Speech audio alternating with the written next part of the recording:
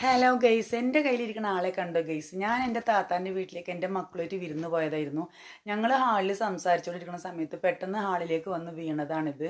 ഞങ്ങൾ വിചാരിച്ചു പ്രാവാണെന്ന്. Original black colour എന്നല്ല, ഒരു ബ്രൗൺ കളറായിരുന്നു.